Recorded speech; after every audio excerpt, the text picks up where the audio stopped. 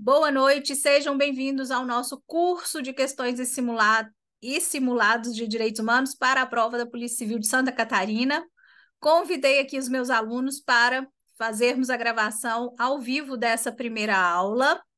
Vou depois disponibilizar também lá no YouTube. Para quem não conhece ainda a dinâmica do curso de questões, nesse curso nós vamos resolver cerca de 200 questões da FGV, e onde não temos questões da FGV, porque em alguns tópicos nós não temos, eu trago no curso questões de outras bancas, elaboro umas frases de certo e errado, só para vocês se lembrarem daquele tópico no edital e não faltar nada, tá? E além dessas questões que a gente corrige assim em vídeo, para vocês entenderem o raciocínio da banca, a dinâmica das questões, que é super importante, já que é uma banca mais prática. FGV gosta muito das questões que envolvem casos concretos, né? Então, nós vamos ver aqui que eles sempre tentam trazer um lado mais pragmático para as questões, não é só literalidade, o que eu acho ótimo. Então, nós vamos analisar isso e em janeiro nós faremos 4 simulados com 5 questões cada. Apesar de serem só 5 questões em direitos humanos, gente, todos vocês já sabem da importância de cada pontinho, não é? Muita gente, às vezes, não vai seguir no concurso em São Paulo por causa de uma questão, então não dá para a gente abandonar nada, matéria nenhuma, ainda mais em uma disciplina em que as pessoas não costumam estudar, né, Bruna? Direitos humanos ainda é uma matéria muito estratégica. Esse concurso de Santa Catarina, vocês vão ver que muita gente vai na sorte, vai tentar a sorte, não vai estudar direitos humanos, vai dizer que não deu tempo, e não é uma boa estratégia, a gente já sabe. Pois é, Bruna, mas às vezes não é a nossa hora. Não fique triste, não, porque vai chegar. Quem está fazendo a parte que deve fazer e ainda não deu, não, fique tranquilo que a hora vai chegar, tá? Então, vou projetar aqui as questões. Quem estiver lá no curso, claro, vai ter acesso a essas questões, né? Vocês recebem, pegam lá na plataforma um PDF. Eu sempre falo com os alunos: resolvam primeiro as questões e depois vem aqui para fazer a correção comigo. Não é para fazer junto. Primeiro vocês fazem sozinhos, já vai sendo aqui um grande treinamento, e depois a gente vem corrigindo para vocês já revisarem, entenderem o porquê da resposta em cada questão. Podemos começar? Peguei questões de outros concursos e também da OAB. A FGV tem questões legais na OAB também. Então, essa daqui, ó, de 2023, auditor fiscal da Receita Estadual em Minas. Em uma gincana jurídica, foi exigido dos grupos em disputa que apresentassem os elementos essenciais dos direitos humanos. Então, olha só, a banca só quer cobrar características, mas ela te dá todo um contexto e fica muito mais interessante, a meu ver, fazer esse tipo de prova. O grupo Alfa sustentou que são considerados direitos humanos apenas aqueles direitos reconhecidos como tais pela ordem jurídica de cada Estado soberano, de modo que a força possa estar a serviço do direito. Tá certo isso aqui, gente? Participem aí no chat, por favor. Direitos humanos, é esse o conceito correto? Não, errado, né? Grupo Alfa, errado. O grupo Beta sustentou que os direitos humanos, por imperativo de eficiência, devem ser compreendidos a partir de um referencial de divisibilidade, organizando-se de modo hierarquizado organizando-se de modo hierarquizado suas distintas partes, principiando pela liberdade, estendendo-se às demais. Certo ou errado isso aqui? Errado, né? Não vou nem falar de concorrência, que é para eu não ficar nervosa. Está errado, nós temos indivisibilidade e sem hierarquia. O grupo beta também é errado. O grupo teta, por sua vez, manifestou-se no sentido de que os direitos humanos são sempre contextualizados no âmbito de determinado Estado soberano, surgindo e se desenvolvendo sob influência exclusiva da base de valores ali existentes. Esse conceito aqui seria de quê, gente? Não pode ser o de direitos humanos, né? Quando eu digo aqui, e sempre atenção a essas palavras que as bancas utilizam, né? Sempre contextualizados, são expressões fortes. Ou aqui, influência exclusiva da base de valores ali existentes. Eu não posso considerar isso aqui correto, né? Porque quando eu estou submetendo direitos humanos a um contexto de um Estado, eu estou descaracterizando direitos humanos, que são normas internacionais. Isso que nós temos no contexto de cada Estado, a partir da Constituição, da legislação interna de cada país, são os direitos fundamentais. Então, o que nós podemos concluir aqui? Todos os grupos estão errados, não é isso? Então, primeira questão correta, letra B. Tiveram aqui alguma dúvida? Exatamente, Lucas. A descrição aqui seria dos direitos fundamentais. Não é uma questão legal? É uma forma inteligente de cobrar características. Questão número 2, da prova para consultor legislativo do Senado. Em determinada comissão temporária instaurada no âmbito do Senado Federal, surgiu o debate em relação ao processo formativo do ius cogens e sua influência na proteção dos direitos humanos. Em uma análise que circulou no âmbito da comissão, foi afirmado que, primeiro, então atenção aqui, porque nós temos que analisar se essas frases estão corretas. O ius cogens é direcionado apenas às relações entre estados, mas pode influir indiretamente na interpretação dos direitos humanos, embora não incida nessa seara. O que vocês acham dessa frase? O que vocês entenderiam aqui? Errado, né? Porque nós não estamos falando de normas que, como eles colocaram aqui, que seja direcionada apenas às relações entre estados. Aqui entra também os sujeitos, a pessoa como sujeito do direito internacional, e nós temos várias normas de ius cogens relacionadas de forma direta à proteção dos direitos humanos, proibição da tortura, proibição da escravidão, princípio da igualdade e não discriminação. Então, errada essa primeira frase. Segunda, nem toda afronta ao ius cogens irá caracterizar uma afronta aos direitos humanos. Está correto isso? Pode ser que eu tenha uma norma de ius cogens que não tenha uma relação direta com proteção de direitos humanos. Correto, porque, gente, nós temos normas de ius cogens ligadas a relações entre estados também, não é? Então, tem uma que a gente usa muito, que a gente fala muito em direito internacional público e até no direito interno, né? Pacta sunt servanda. Pacta sunt servanda. Isso não tem a ver com proteção de direitos humanos e é uma norma imperativa, né? Então, a frase número 2 correta. Terceira frase, por ser o ius cogens fruto do direito costumeiro, então nós estamos falando de normas cogentes, obrigatórias, não porque estão escritas em algum lugar, mas porque são normas costumeiras tão fortes que elas se impõem. É isso que é o ius cogens. Então, a terceira frase nos diz que, por serem normas fruto desse direito costumeiro, sua modificação pode ser promovida pelo direito internacional convencional. O que é o direito internacional convencional? É o direito internacional formado por convenções, por tratados. Um tratado pode alterar uma norma de ius cogens, gente? Posso afirmar isso? Errado. Muito bem. Não é, Gi? Essas questões são boas. Exato, Lucas. E os cogens no direito internacional como um todo, não só na proteção de direitos humanos.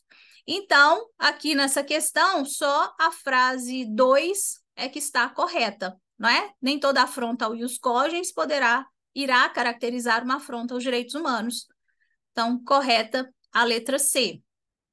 Questão número 3, também da prova do Senado. Em seu discurso para os formandos de determinada faculdade de direito, João observou que a concepção de solidariedade, na perspectiva dos direitos humanos, apresenta contornos polissêmicos que ainda carecem de compreensão pela sociedade e pelos poderes constituídos para que alcance padrões mínimos de efetividade, inclusive na realidade brasileira, especialmente em relação à existência ou não de direitos e deveres que se conformariam a partir deles.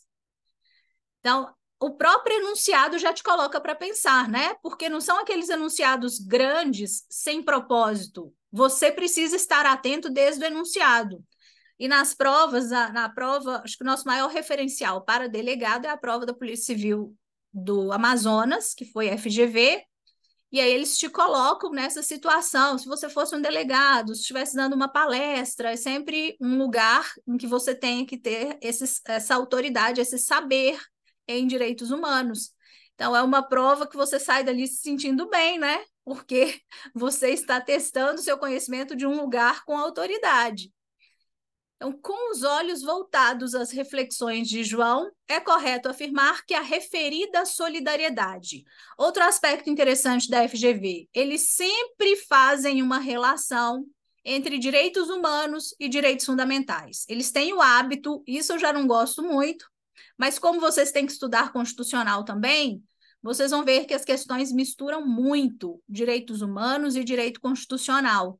Então, a gente tem que ficar fazendo esse movimento de ir e vir de direitos humanos para o constitucional, sem esquecer que humanos têm princípios próprios, mas fazendo essa correlação com o direito constitucional, tá? Letra A. Então, sobre a solidariedade. Sempre embasa direitos subjetivos, conferindo-lhes exigibilidade imediata. O que vocês acham disso? Solidariedade está lá na terceira geração. Eu posso afirmar isso? Que ela sempre embasa direito subjetivo e isso confere ao direito uma exigibilidade imediata? Não parece uma frase correta, né? Direitos subjetivos lá da primeira geração, não perceba essa dignidade em todos eles, essa solidariedade em todos eles. Então, vamos considerar aqui errada a letra A, vamos verificar as demais. Letra B, se situa no plano axiológico, ou seja, seria só um valor, não propriamente deontológico, que é a ideia da ética, do dever ser. Então, eu teria como um valor, mas não necessariamente como um dever, contribuindo para criar um amálgama entre os integrantes do grupamento. Nossa, isso daqui eles exageraram, né? Essa frase não ficou legal, não. Mas o que vocês acham? É isso? É só um valor que não existe um dever de observância? Esse início aqui já mata a charada, né? Letra C, já se encontra materializada em diversos comandos da ordem constitucional brasileira. Então, olha só, já nos trouxe para a Constituição. Mas em uma perspectiva puramente principiológica. É uma possibilidade, vamos ver as outras. Já se encontra materializada em diversos comandos da ordem constitucional brasileira em sua dimensão objetiva, não propriamente subjetiva, ou já se encontra materializada em diversos comandos da ordem constitucional brasileira, embasando até mesmo deveres de custeio de direitos transindividuais. O que parece mais correto aqui para vocês? O que vocês marcariam? Vejam que são questões que dá muito mais para a gente ir pela lógica, né, do que questões que são de bancas que são muito literais. O que vocês marcariam aqui nessa terceira questão? Quero que vocês se lembrem de direitos onde a solidariedade foi mencionada, direito à saúde, a própria ideia de custeio da Seguridade Social, a proteção do meio ambiente, se pensarmos nessa ideia de direitos transindividuais, não é? Então, o que vocês estavam lá fazendo prova? Letra E. Muito bem. Resposta correta, letra E, porque não tem essa natureza puramente principiológica. O STF já mencionou várias vezes, já usou como fundamento essa lógica de solidariedade, inclusive quando fala de concretização da igualdade, quando menciona ali os objetivos do artigo 3º, né? A solidariedade sempre aparece e não é só na sua dimensão objetiva e não propriamente subjetiva, porque a solidariedade, como eu disse, embasa vários direitos subjetivos. Então, eles mencionaram muito no julgamento da ADI 3510 sobre pesquisas com células tronco embrionárias. Lembram-se disso?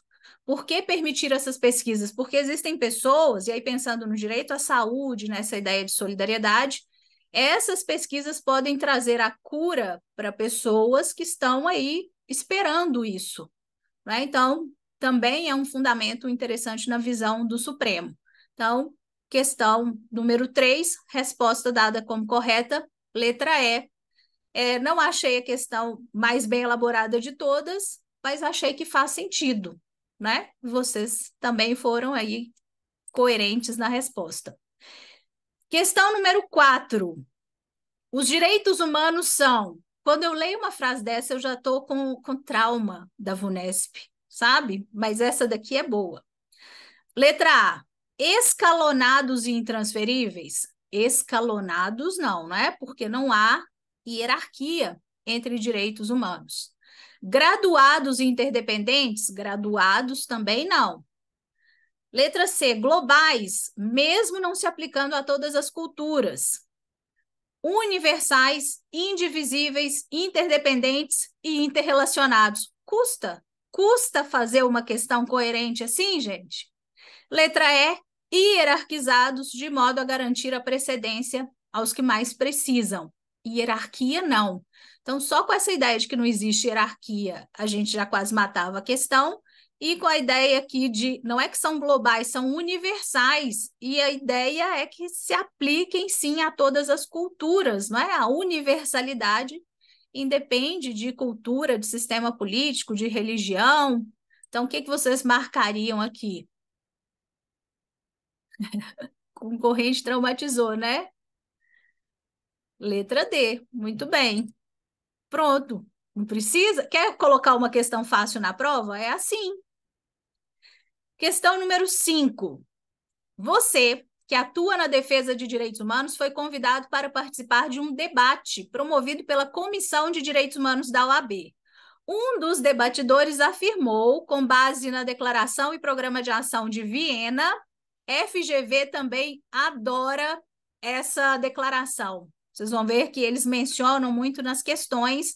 Essa declaração e programa de ação foi decorrente daquele segundo encontro, a segunda conferência que nós tivemos em Viena, em 1993, em que eles reforçam características dos direitos humanos. Então, um dos debatedores afirmou que é importante compreender que direitos humanos são indivisíveis e devem ser considerados com igual ênfase.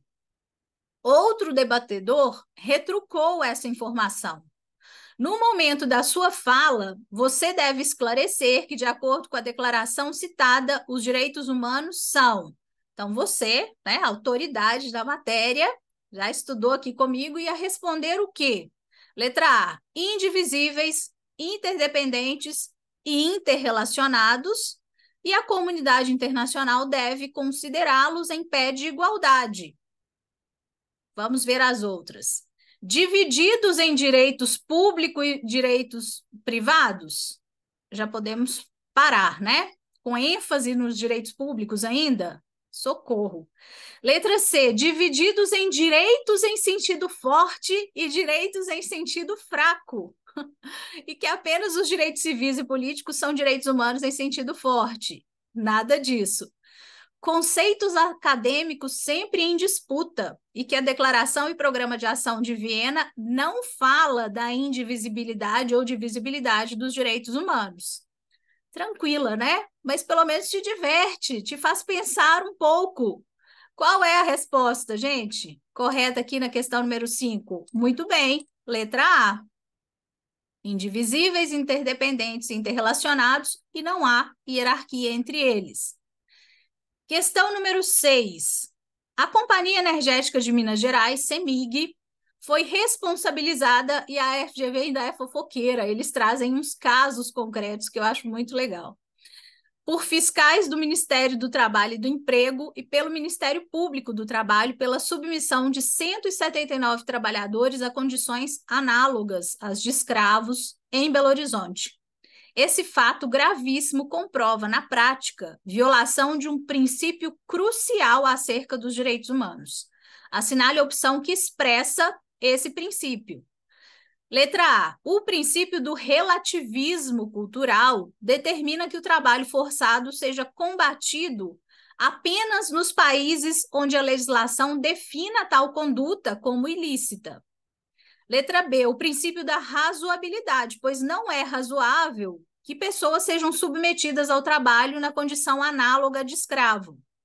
Letra C. O princípio do direito humanitário, pois o trabalho na condição análoga de escravo é desumano. Letra D. O princípio da indivisibilidade dos direitos humanos, pois o trabalho na condição análoga de escravo viola, a um só tempo, os direitos civis e políticos e os direitos econômicos e sociais. E aí, o que vocês marcariam? Letra D. Muito bem, letra D. Além de haver aqui uma violação à própria ideia de liberdade, ainda existiria uma violação de direitos trabalhistas, né? Um aspecto social, econômico, e isso é muito típico da indivisibilidade.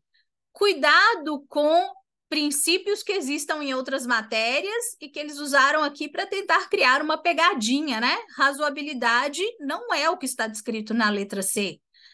E nem é um princípio de direitos humanos. Direito humanitário está ligado à aplicação desses direitos em uma situação de guerra, de conflitos armados.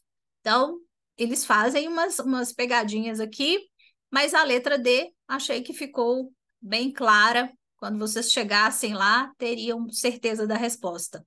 Não é isso? Então, questão número 6, letra D. Questão número 7. O processo histórico de afirmação dos direitos humanos foi inscrito em importantes documentos, tais como a Declaração Universal dos Direitos do Homem e do Cidadão, de 1789, ou mesmo a Constituição Mexicana de 1917. Desse processo é possível inferir que os direitos humanos são constituídos por, ao menos, duas dimensões interdependentes e indivisíveis. São elas: naturais e positivos, civis e políticos e econômicos e sociais, público e privado. De graça, né, gente? FGV pega muito leve em direitos humanos na OAB. Não, a parte que eles pegam mais pesado é sistema americano. As questões sobre teoria geral são mais tranquilas. O que vocês responderiam aqui? Letra C, né? As duas primeiras gerações ou dimensões. O que mais que vocês estão falando aqui? Alguma dúvida? Ah, sim. Da questão passada, ótimo. Questão número 8. Com relação aos chamados direitos econômicos, sociais e culturais, é correto afirmar que, outra característica importante, eles gostam de perguntar sobre o conceito, uma ideia mais aprofundada, não é só saber que são direitos civis e políticos e direitos sociais, econômicos e culturais. Tem questões que eles ficam esmiuçando isso. O que é um direito civil? O que é um direito político? E um social, um econômico, um cultural? Eu até trago isso, já quem tem o material de São Paulo tem essas definições, porque eu gostei da ideia da FGV e já deixei isso para em outras apostilas, porque é importante. Às vezes é tão automático a gente falar isso sem ter uma ideia do que o direito significa, né? Então, aqui eles perguntam especificamente sobre esses direitos.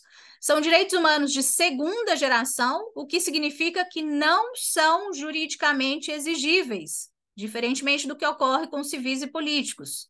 B, são previstos no âmbito do sistema americano, no texto original da Convenção Americana sobre Direitos Humanos, lá no Pacto de São José.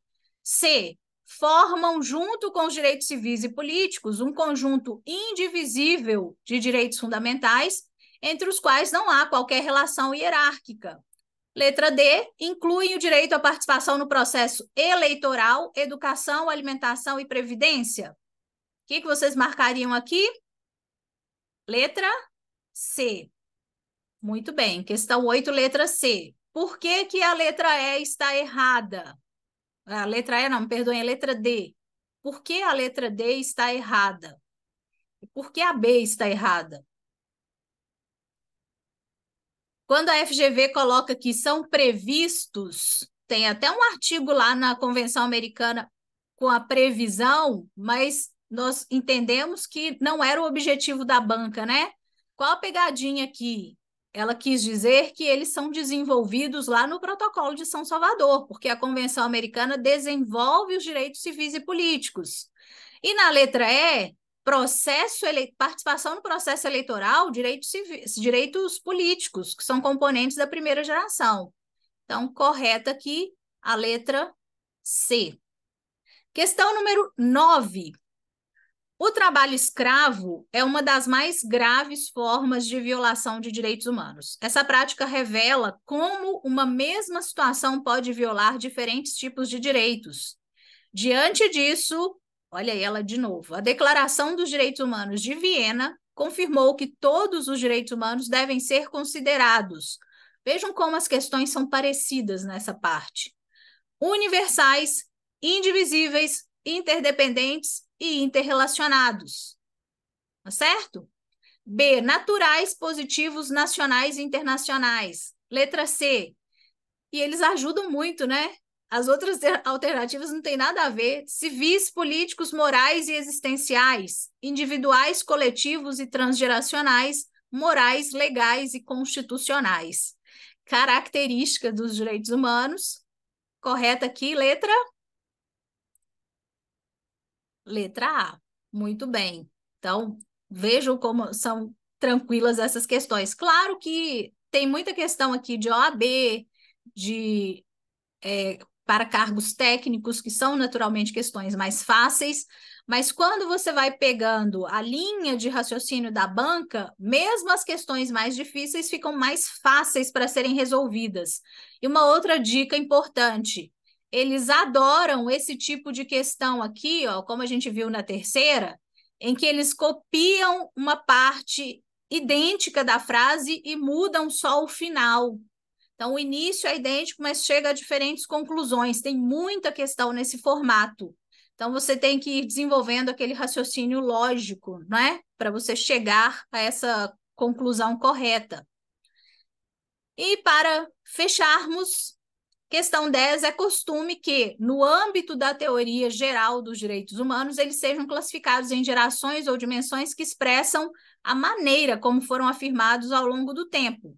A primeira e a segunda gerações ou dimensões desses direitos são, respectivamente, também questão repetida, né?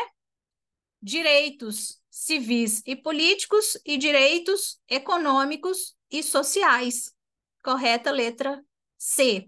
Então, essa primeira parte, vocês vão perceber quando continuarem estudando a matéria, que são naturalmente questões mais fáceis. Quando a gente pega especialmente o sistema americano, eles pesam um pouco mais a mão. Então, já há uma preferência clara da FGV sobre o sistema americano, que não sei se vai ser a preferência da prova em Santa Catarina, porque nós temos ali temas que nos chamam muita atenção também, principalmente o uso da força policial, tortura, que foram tópicos explorados, por exemplo, na prova do Amazonas. Então, se eles seguirem uma tradição de prova, a gente vai ter uma questãozinha sobre o sistema americano, mas temos esses tópicos também diferentes, legislação estadual, protocolo de Minnesota, que vão demandar uma atenção especial. Também acho, Arthur. Eu acho que eles vão juntar esses documentos em uma questão, porque como são só 5 e tem alguns documentos relacionados a esse uso da força policial, eles vão dar um jeito de combinar esses documentos. Pois é, pessoal, então fechamos nossa primeira aula. Agradeço muito a participação de vocês. Amanhã eu vou fazer o lançamento do curso. Quem tiver interesse, tem um canal lá no Telegram que eu vou explicar direitinho. Sempre lanço com valor promocional. Quem estava no curso teórico de questão ou de tabelas na PCSP tem cupom adicional de desconto. Então, fiquem lá atentos para vocês não perderem esse primeiro momento em que sempre tem um valor mais baixo, que é para prestigiar quem entra primeiro, tá? E aí, qualquer dúvida, vocês podem me perguntar por lá também. Vou disponibilizar essa aula, vou colocar no YouTube também. Quem não viu o início e quiser acompanhar, e aí eu vou colocar o arquivo com as questões para vocês lá no canal do Telegram também, tá? Ai, professora, que canal do Telegram é esse? Deixa eu colocar aqui no chat para quem não tem. E depois, gente, que eu lançar, não precisam ficar preocupados, entrem só para vocês tirarem as dúvidas, depois eu apago o canal, vocês saem, é só para ter isso concentrado em algum lugar, tá bom? Agradeço muito a participação de vocês, ótima noite, gostaram das questões? São boas, não são as questões da FGV? Eu que agradeço, Marli. Beijo, pessoal. Também acho, Gladys, estão ótimas questões. Então, fiquem com Deus, gente. Até breve. Obrigada pela companhia.